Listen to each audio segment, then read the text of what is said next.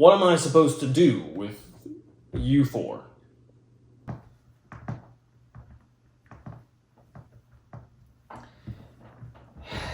WavePunk's North American Power Rankings before the Winter Major. The streak's over! It's all over, folks! And boy, howdy, what a streak it was. 6 consecutive grand finals. They have to lose at some point, right? So true, Gibbs, so true. I'm not dropping Genji just yet, but this is where things get real. Abstract and the boys have experienced unprecedented momentum this season, but they finally hit a roadblock. The true test of teams is not how they play when they are at the top, but how do they get back up after taking a hit.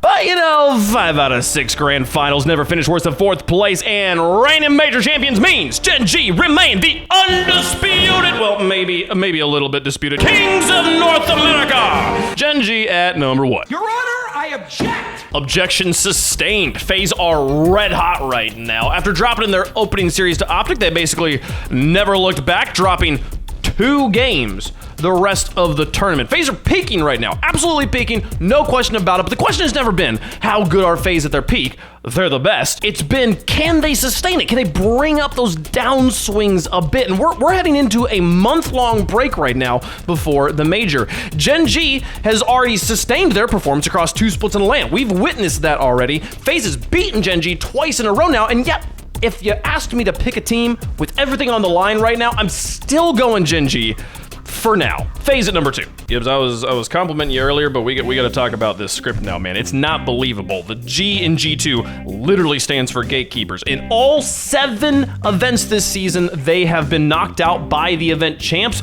or grand finalists. But it's deeper than that. Being a gatekeeper isn't just about who you let through, it's about who you keep out. Optic and Version 1, both trying to play their way into the Winter Major at the Winter Invitational, couldn't make it past the gates, folks. It's kind of crazy. The Winter Major was a peak for G2 last season.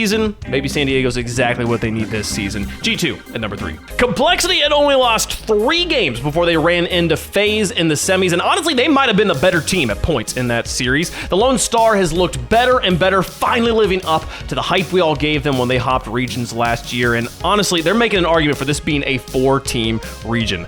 I asked for consistency, they delivered, well done. Complexity at number 4. Okay, we gotta talk about the problem children now, because every one of these teams made a case of why they shouldn't be the 5th ranked team on this list, but I gotta put somebody at 5th. Dignitas might be the NA 5 seed, but let's be clear. There's the NA top 4, there's like 37 miles of silicate rock, and then there's the rest of the region. Dignitas made the invitational goofy by somehow losing to a discount code, which created the mickiest bracket to ever mouse, but it also set up this elimination match against SSG, which was easily the most hype matchup of the weekend. Dignitas, they clutched up against a more experienced roster when the pressure was on and there was no room for error, so why am I being such a hater right now? It's this.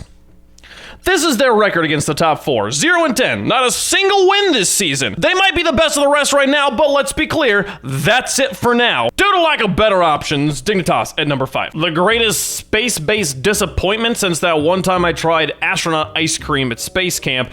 2 seasons running, SSG has had a highlighted match where losing meant not going to a major. 2 seasons running, they have managed to blow it on Champions Field. This time around, even Daniel struggled, missing routine shots he usually hits in his sleep. Dignitas might have yet to beat the NA top 4, but SSG hasn't beat Dig since the Winter Major last season. Space Station's made back-to-back worlds. We've learned to expect strength from the black and yellow, but they have managed to fold some huge games of late.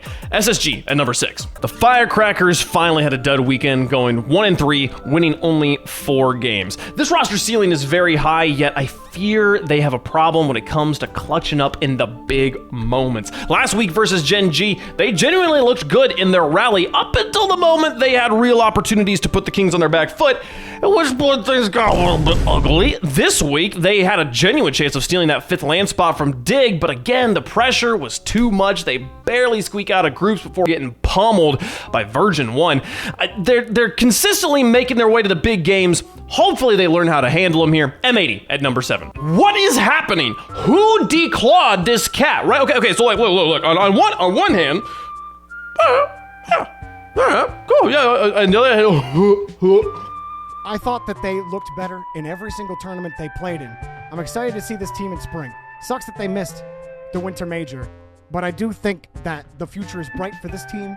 They look great, and I have no doubt come springtime, double elimination format, we'll see how Furia can do, but I think they're going to be, I think Furia will be fine. It's not copium. It's absolutely copium right now, Jorby. If all the Furia players are good, but they are not playing as a team, get out of each other's way, trust each other a little bit, maybe we'll see a better performance in the spring. For now, Furia at number 8. Okay, you know what? No, Furia at number 9 to make space for our first new face on the power rankings. The Green Wall had to literally win the Invitational to make it to San Diego. Lesser teams would have taken one look at the field of competition and just phoned it in, but not these guys. It's their best performance since, well, really ever. But if this star-studded roster has worked through their drama, we might be in for a treat in the spring. Gonna need to see a sliver of consistency before ranking them higher, but welcome to the party, boys. Optic at number 8. Version 1 did just enough to stay ranked this week. Wins over NRG and Axel put them into the bracket where they benefited from a waterlogged M80 for top 8 and keeping a fringe hope of San Diego alive,